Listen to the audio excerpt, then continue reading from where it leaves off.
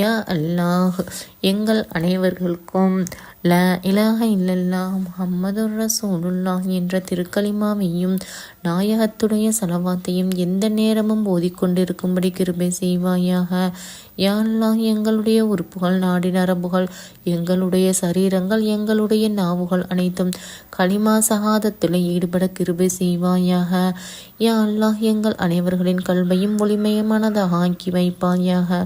யா அல்லாஹ் எங்கள் அனைவர்களுக்கும் 5 வக்து தொழுகைகளை அன்றாடம் நேரம் தவறி தொழாமல் அந்தந்த வக்தில் சுறுசுறுப்பாக தொழுக கிருபை செய்வாயாக.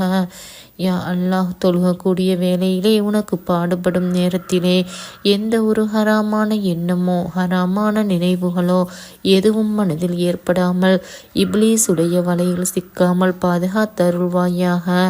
யா ரஹ்மானே, உனக்கு அதிகமான பாடுபடக்கூடிய சக்தியை கொடு யா அல்லாஹ்.